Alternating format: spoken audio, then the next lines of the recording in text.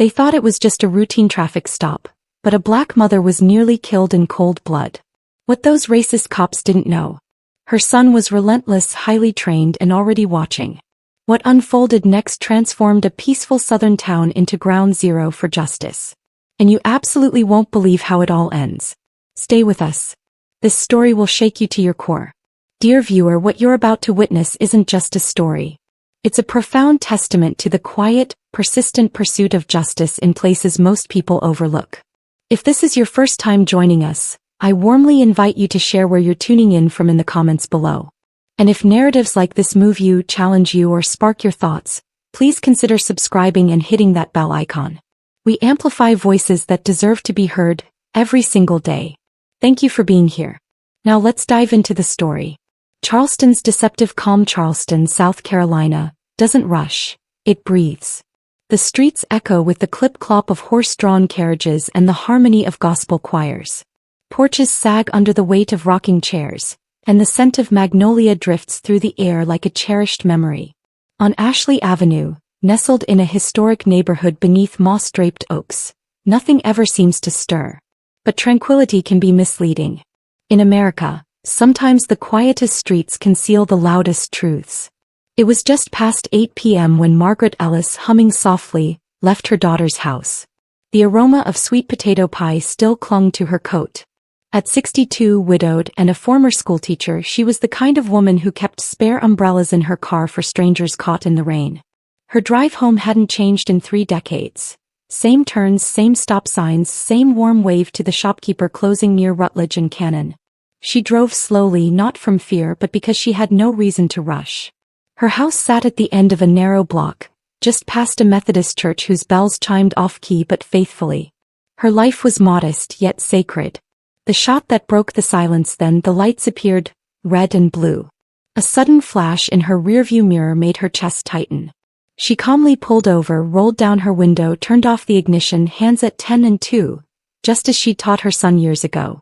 Because even when you've done nothing wrong, when you're black in America and those lights flash behind you, fear occupies the passenger seat. The officer didn't introduce himself. He barked demands for ID, asked where she was going and why. Just heading home, sir. From my daughter's place, she answered gently. He questioned if she'd been drinking. She hadn't. Then he asked if she had anything in the vehicle she shouldn't. Margaret blinked, confused. Sir, no, I just... Out of the car now. Something shifted in the air. Slowly, she reached for her purse, her voice trembling. My license is right here. I'm not, don't move. The shout sliced through the quiet like a blade. Before she could explain, before she could even breathe, the gun was out. The shot echoed down the block, bouncing off brick walls and stained glass windows. A single round fired point-blank through the driver's side door. The bullet missed her heart by mere inches. She slumped forward, blood blossoming across her side like a red flower wilting in the dark. Her scream never came, only a groan of disbelief and a rasping, shallow breath. The officer stood frozen for a half-second, then panic set in. He radioed for backup, his voice suddenly laced with artificial urgency. Suspect reached for something. Shots fired. Requesting medical. But there was no weapon, only a leather wallet and a pair of reading glasses now resting on the floor mat. His body camera wasn't rolling, he claimed it malfunctioned. The dash cam, blocked by angle, was conveniently corrupted. The story was fabricated before the ambulance even arrived. Margaret Ellis had reached into her purse after repeated warnings. They said she was non-compliant. The officer feared for his life. Margaret didn't die that night, but she almost did. And in many ways, a part of her never fully returned. They wheeled her into surgery with no family present. Her daughter, Denise, found out from a neighbor hours later.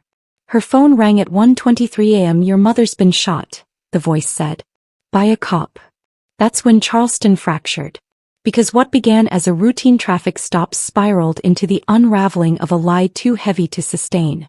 The son who never left. What they didn't know, what that officer couldn't have known, was that Margaret Ellis wasn't just anyone. She was the mother of someone they should never have provoked. Marcus Ellis had left Charleston 10 years earlier, a decorated Army intelligence officer who vanished after his final tour. No social media, no mailing address. Just whispers from old friends that he'd gone off-grid, working in places that don't exist on maps. When Marcus got the call, he didn't answer, but he listened. And when he heard the words, "They shot Mom. She's alive but barely," his world went still. Marcus didn't ask what hospital, he already knew. He didn't ask who fired the shot, that would come soon enough. He closed his laptop, stood from the unmarked table in an unnamed city, and uttered 5 words to the man across from him: "I need to go home." In the quiet streets of Charleston, they thought it was over. They called it a tragic incident, said the department would review it internally. The media moved on. The officer returned to desk duty. But the real story hadn't even begun. Not until the sun rose again. Not until he started asking questions no one wanted to answer. Not until the quiet became a roar. Because Charleston had buried its truth for too long. Beneath beauty, beneath charm, beneath the idea that racism was a past tense problem. And Margaret Ellis? She wasn't just another statistic. He was the spark. And Marcus Ellis? He was the fire. You may think you know how this ends, but you don't. Because when they fired that shot, they didn't just hit a black woman driving home. They awakened a reckoning. And no one was ready for what came next. The unseen battle for truth. The news never spoke her name with enough weight. When Charleston's local station ran the segment the next morning, it lasted under a minute. An officer involved shooting late last night on Ashley Avenue left a 62-year-old woman injured. Police say the suspect reached for her purse during a routine traffic stop, prompting a defensive response. The woman is recovering at Memorial Medical Center. No charges have been filed. No charges. No outrage. No camera footage. Just another line in the endless scroll of headlines. The world forgets by lunchtime. But Denise Ellis didn't forget. She sat by her mother's hospital bed, her hand wrapped around Margaret's bruised and bloodied fingers, wondering how the world kept spinning like nothing had happened. Margaret's breathing was shallow, aided by a machine that hissed rhythmically beside her. A bullet had torn through her left side, cracked a rib and nicked her lung. The doctor said she was lucky to be alive. Denise wasn't so sure. Charleston buzzed outside. Tourists snapped photos in front of pastel-painted homes, ghost tours wound through cobblestone alleys, and horse-drawn carriages clip-clopped down Broad Street, as if everything was perfectly normal. But Denise could feel it. The silence pressing in like fog, thick and deliberate. The kind of silence that has learned how to bury things. How to dress tragedy in polite phrasing and move on before anyone notices the blood on the pavement. The mayor made a brief statement, a regrettable misunderstanding. The police chief promised a full review. But no one called Margaret by name. No one asked who she was, what kind of life she had built, or what it meant to nearly lose her without warning, without reason. But someone was asking. Marcus. He didn't go to the hospital, not right away. He didn't call his sister. Didn't knock on the front door. Instead he watched from across the street. From behind mirrored lenses. From the edge of a city he hadn't walked in a decade. Charleston hadn't changed much. The streets were the same. The buildings wore time like old silk. But Marcus had changed. He'd traded his uniform for silence, his identity for shadows. What he saw now wasn't just home. It was a system still sick with the same disease it always had. The difference was now he knew how to fight it. Unearthing the buried past, he started with the officer's name, Bradley Kemp. A 10-year veteran of the force. Commendations for bravery. No public complaints on his record. But the silence around him was too neat, too clean. Marcus dug deeper. He hacked through firewall after firewall, slipped into digital crevices most people didn't even know existed. And there, buried in old reports and scrubbed files, the truth began to bleed through. 5 years earlier, Kemp had shot another unarmed black man during a traffic stop. No charges filed. The footage lost in a technical failure. A year after that, a teenager arrested for resisting was found with a broken jaw in the back of Kemp's cruiser. The boy's mother tried to press charges. The case was dismissed before it reached court. It was always the same story. No witnesses, no proof, no consequences. But this time, Kemp hadn't just targeted anyone. He had targeted a woman with a son trained to dismantle systems exactly like this one. Marcus mapped out the precinct structure, learned who held power, who looked the other way, and who might be willing to speak if they felt safe enough. He wasn't looking for noise, he was building pressure. While the city slept, he found the precinct's surveillance blind spots. He listened to radio chatter. He planted digital breadcrumbs in police servers that led to encrypted Dropbox. Inside them he placed files, photos, redacted reports he had quietly reconstructed. He timed it perfectly. 2 days after the shooting, an anonymous leak hit the inbox of Maya Jennings, a freelance journalist known for poking holes in Charleston's reputation of Southern charm. She read the files once, then again, then printed them out in full, her hands trembling as she scanned each page. The story published the next morning: pattern of violence. The cop behind last week's shooting has a history. It hit harder than anyone expected. Margaret Ellis had a name now, a face, a history the city couldn't ignore. The article included photos of her as a teacher, testimonials from former students, and a timeline of Officer Kemp's record. Suddenly, the city wasn't quiet anymore. Activists gathered outside the Charleston Police Department. Candles flickered on the corner of Ashley Avenue. Social media lit up with #Justice for Margaret. For the first time, Kemp's name wasn't hidden behind vague phrasing. But still, no arrest, no suspension, just more press conferences, more promises. Marcus knew better than to wait for justice to come on its own. He wasn't trying to spark a riot. He was orchestrating something more powerful: accountability. The unveiling late one night, Denise returned home to find a small envelope slid under her door. No return address.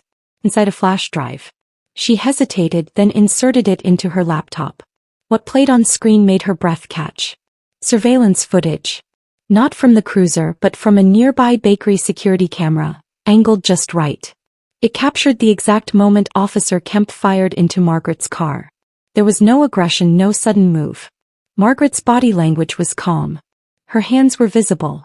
The image froze on her face, shocked, vulnerable. Then the shot. Denise pressed a hand over her mouth. The footage had a timestamp. It was real. She called Marcus for the first time in years. "You did this, didn't you?" There was a pause. "Someone had to," he said. The video went viral overnight. National outlets picked it up. The department was forced to suspend Kemp. An investigation, this time external, was launched. But Marcus wasn't finished because Charleston hadn't seen what he'd become. It hadn't seen what a son willing to burn his past down to protect his mother could do. He wasn't just here to expose one corrupt cop. He was here to break the silence that had protected men like Kemp for too long. And Charleston? Charleston was just starting to wake up. Building a movement. By the end of the week, Charleston had become a city on edge. Protest signs lined the wrought iron fences outside City Hall. The news vans that once zipped past the neighborhood now circled the block like vultures, waiting for more blood, more scandal. But beneath the noise, behind the headlines, Marcus Ellis worked in silence. He wasn't here for a spectacle. He was here for something deeper, something lasting. He had seen it all before. The initial outcry, the flurry of hashtags, the temporary outrage that burned hot and fast until the next tragedy took its place. But Marcus wasn't building a moment. He was building a movement. Every night he met with people in hushed corners of church basements, in the back rooms of barber shops and community centers. They didn't need speeches. They needed direction. Most of them had lived in Charleston all their lives. They had lost uncles, cousins, sons to this same system quietly, anonymously. They didn't want revenge, they wanted change. It started with storytelling. Marcus would sit in circles with the elders, recording their memories of life before smartphones and digital outrage. When injustice came with a knock at the door or a job that never called back. One woman, a retired librarian named Mrs. Green, wept as she told the story of her brother, arrested at 19 for loitering and beaten in the alley behind the jail. There were no photos, no records, just silence. That silence Marcus knew was the enemy. He created a digital archive, a living testimony of the pain the city had forgotten. With Maya Jennings, the journalist who had risked her career to publish the truth, he launched an independent platform called Eyes on Charleston. Within days, stories poured in. Names that had only existed in whispers became public. The city's memory began to stretch back further than just last week's outrage. But Marcus also knew that a movement couldn't live online alone. It had to touch the ground. He recruited a small team of organizers, young, determined, and unafraid. They canvassed neighborhoods, held legal workshops, teaching people how to request body cam footage, how to file public records requests, how to document encounters with law enforcement safely. They weren't just speaking truth to power. They were arming others with the tools to do the same. The town hall takeover. Denise watched it all with cautious awe. She'd never seen her brother like this.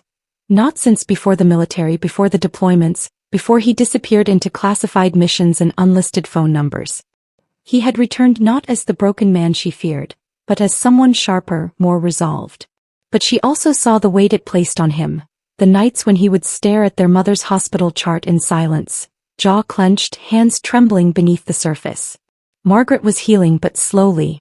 The doctor said her recovery would take months, that the trauma wasn't just physical. Some days she would barely speak.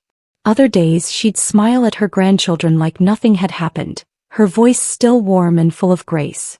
But the fire in her spirit had dimmed. And that, more than anything, haunted Marcus. It pushed him harder. When the city announced a community town hall to address the growing unrest, Marcus saw through the performance. It wasn't for healing, it was damage control. The mayor would talk.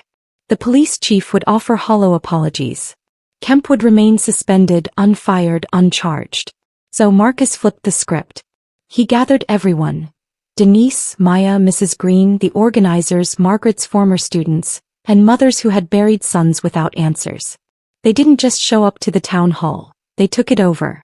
The auditorium was standing room only. The city council sat behind folding tables at the front, papers shuffled nervously. The mayor, pressed and polished, stepped up to the microphone with the same well-practiced concern he'd worn for years. But before he could speak, Marcus stood. "No more statements," he said, his voice clear, steady. "Tonight we're listening. You're listening." He turned the mic toward the audience. And for 2 straight hours, Charleston heard its reflection. One by one, voices that had been ignored for generations spoke their truth. Denise read a letter her mother had written while recovering, handwritten in uneven script, recounting her fear, her confusion, her refusal to be erased. A high school student named Alicia spoke about how she now tensed every time a cruiser drove by. A former cop, an older black man named Tyrone, stood and confessed how he'd watched men like Kemp abuse their badge and said nothing out of fear. The silence cracked. By the time the mayor returned to the microphone, his voice was thin. "We will review all active duty officer conduct," he said. But even he knew it wasn't enough. Because something had shifted in Charleston. Marcus had done more than expose a corrupt cop. He had shown the city how to see itself. The unspoken rules, the invisible lines, the systems too sacred to question. Now they were laid bare. He wasn't the only one leading anymore. The community was rising with him. The next day, the police union called a press conference. Reporters expected them to defend Kemp. But under pressure from within, and after Maya published financial records showing campaign donations linked to the union's leadership, they reversed course. They called for a full investigation and a third-party oversight board. Public trust, they said, was more important than loyalty. Charleston wasn't healed, but for the first time it was bleeding honestly. Marcus stood on the sidewalk outside City Hall that afternoon, watching the crowd disperse, feeling the weight of everything they had carried finally start to shift. He knew it wouldn't last forever. New battles would come. There would always be another name, another face, another mother who didn't make it home. But for now, for this moment, he let himself believe that maybe, just maybe, the story of Charleston wouldn't end the way it always had. Maybe this time the people would write the ending. And this time it wouldn't be in silence. The verdict: it was one thing to stir a city's conscience. It was another to walk into a courtroom and force a system to see what it had tried so long to ignore. Marcus Ellis had never stepped foot in a courthouse as anything other than a silent observer. Someone whose skin made him cautious, whose presence made others tense. But today he entered not as a witness but as the storm. The state versus Officer Paul Kemp was scheduled to begin on a cloudless Monday morning in Charleston's oldest courthouse. The building, with its columns and marble steps, had long been a symbol of tradition, though not always justice. Inside, the temperature felt colder not just from the air conditioning, but from the weight of legacy that hung in its halls. For generations, this was the place where names like Margaret Ellis were ignored, where men in uniforms were shielded by technicalities and silence. But now something was different. The courtroom was full before the clock struck 9. Reporters lined the back walls. Civil rights attorneys from out of state took seats behind the prosecution. Maya sat near the front, notebook in hand, though for once she didn't need to write. She needed only to bear witness. Denise clutched her mother's hand, her own nerves battling the quiet rage that had lived inside her since that night. And then there was Marcus. He stood tall, still, his jaw locked, his eyes fixed on the man seated at the defense table. Kemp. The officer sat like a man who thought he would walk free. He wore the same cold stare, the same smug tilt of the chin he had the night he pulled the trigger on Margaret. His lawyer, sharp-suited and sharp-tongued, exuded confidence. After all, this was Charleston, and Kemp to some was still one of theirs. But what no one expected was what the prosecution brought to the stand. First came the medical examiner, cool and precise. Margaret's wounds, he said, were not life-threatening at the time of injury. It was the delay in medical attention, nearly 12 full minutes, that nearly killed her. A delay caused not by danger but by protocol, because Kemp didn't call it in because he claimed she posed a threat. Then came the dispatcher, her voice trembling. She admitted that the body cam footage, which should have been rolling from the moment Kemp approached the car, had been turned off. Kemp's report said it malfunctioned, but internal audits showed it had been manually disabled, intentionally. The air grew heavier. Marcus watched the jury, 6 white faces for black, 2 Latino, start to shift in their seats. Truth had a way of pressing down until even comfort couldn't hold it anymore. And then, the moment no one expected. The prosecution called its final witness, Officer Danielle Hartman, Kemp's former patrol partner. She stepped into the courtroom, small in frame but powerful in presence. She had resigned 6 months before the incident, citing workplace stress. What she revealed instead shook the courtroom. She spoke of repeated complaints filed against Kemp, none of which made it past the review board. She spoke of threats made in squad cars, of racial slurs muttered beneath his breath after every traffic stop involving a black driver. Of one night when he boasted, "They don't run this city. We do." She had been scared to come forward. But when she saw Margaret's face on the news, when she saw how the department tried to paint a grandmother as a suspect, she knew fear was no excuse anymore. Silence settled like fog. Marcus didn't blink. He felt Denise squeeze his arm and he reached for her hand without looking. A silent reminder that they were not alone. The defense scrambled. They tried to discredit Hartman, claimed bitterness, claimed exaggeration. But the damage was done. The jury had heard too much, seen too much.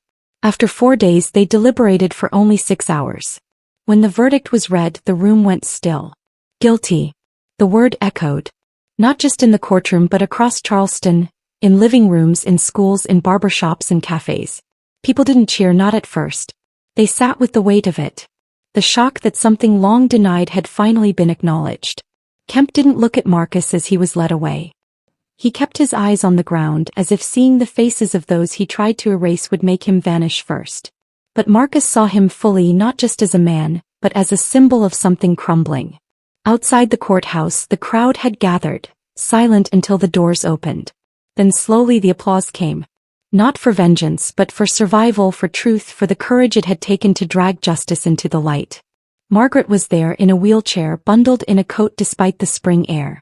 She hadn't spoken much in days, but when Marcus knelt beside her, her hand found his cheek and her lips parted. "You came back," she whispered. "I never left," Marcus said. And he hadn't. Not really. Because the boy she raised, the one who used to sit beside her in the pews of Emmanuel Church, had grown into a man who wouldn't let the story end in silence. Who understood that justice wasn't just about verdicts. It was about memory. About making sure the next grandmother didn't have to survive a bullet just to be believed. That night the city lit candles. No rallies, no riots. Just candles in windows, a quiet defiance, a soft burning promise that they would remember what happened here. Marcus stood outside his mother's house and looked down the street, each flickering light like a heartbeat. For the first time in a long time Charleston was awake. And the silence? It was broken. What comes after the reckoning? The verdict had been read. The courtroom had emptied. But the echoes of what happened inside that building didn't fade. They rippled outward, carried by every voice that refused to be quiet, by every footstep that marched not in anger but in memory. Charleston, once a city cloaked in polite denial, had been forced to reckon with itself. But what happens after the reckoning? Marcus Ellis didn't disappear once the cameras left. He didn't retreat into the quiet of his mother's home or vanish back into the shadows of military life. He stayed. Not because Charleston had changed overnight, but because change, real change, demanded roots. And Marcus knew the fight wasn't just in the courtroom. It was in classrooms, at city council meetings, in conversations across kitchen tables. He started showing up in places he once avoided. Police reform meetings, neighborhood planning sessions, high school assemblies. Not as a symbol, but as a man, a son, Margaret's son. Margaret's recovery was slow, but she never missed a Sunday service once she could walk again, even with a cane in hand. The second pew welcomed her back, and with her return came a sense of calm to a community still holding its breath. But Margaret didn't want calm, she wanted action. At her insistence, she and Denise launched the Light Her Way initiative, an outreach program focused on empowering Black mothers and grandmothers to speak out against abuse and silence. They held healing circles in church basements and partnered with young activists and legal advocates to ensure every voice, even the quietest ones, had a place to rise. Maya continued her work too. Her reporting had gone national, but she remained local, not because she had to, but because the story wasn't over. She started a weekly newsletter with updates not just about crime or scandal, but about restoration, about how communities like theirs were refusing to look away anymore. And then something unexpected happened. Officer Danielle Hartman, the same woman whose testimony cracked Kemp's defense wide open, returned not to policing but to mentorship. She founded a program for young officers, aiming to reteach what the badge should mean: protection, not power. She met resistance, sure, but for every door slammed shut, a new one opened. People were watching now, and accountability was no longer optional. As for Marcus, he stood one afternoon at the corner of Calhoun and King, beside a new bronze plaque embedded in the sidewalk. It bore his mother's name, not because she died, but because she lived, because she endured, because she inspired others to stand when silence was easier. He closed his eyes, letting the sounds of the city wash over him. Car horns, laughter, church bells, life. And in that life was purpose. Healing wasn't a destination. It was a practice, a discipline, and Charleston had just begun. Because justice isn't just a verdict. It's what we build afterward. So no mother has to fear. No son has to avenge. And no truth ever has to wait this long to be heard. In the quiet corners of Charleston, beneath the sweet scent of magnolia and the worn bricks of historic streets, a story unfolded that was never meant to stay silent. It began with a routine stop. A flash of red and blue, a Black mother on her way home, and two officers whose badges masked something far more dangerous than authority, prejudice, entitlement, and a deep-seated belief that some lives were worth less than others. Margaret Ellis, a woman of unwavering grace and strength, became the target that night. And when bullets tore through the air, it wasn't just her body that was wounded. It was the very soul of a city. But what they didn't expect was her son. Marcus Ellis wasn't just a man with military training and scars etched beneath his skin. He was a man shaped by love, by memory, by the gentle touch of a mother who had weathered storms her whole life. And when she was nearly taken from him, he didn't meet violence with more violence. He met it with strategy, truth, and the fierce resolve of someone who refused to let injustice pass unchallenged. He returned not as a vigilante but as a reckoning. Through his quiet investigation with the help of unlikely allies, Officer Danielle Hartman, journalist Maya Jennings, and a chorus of awakened citizens, Marcus dismantled a system that had been rotting from the inside out. Officer Kemp, long protected by his uniform and the silence of others, was brought to his knees, not by bullets but by accountability. And the town of Charleston, once complicit in its own forgetting, had to remember. This story is more than a tale of survival or revenge. It is a testament to the power of memory, of resilience, and of community. It is a reminder that justice doesn't come from one grand act. It comes from the countless small ones. The testimony given when it's risky, the questions asked when they're uncomfortable, the truth spoken even when it shakes the ground beneath our feet. The lesson is this: silence is not neutral. When we turn our heads from injustice, we become a part of it.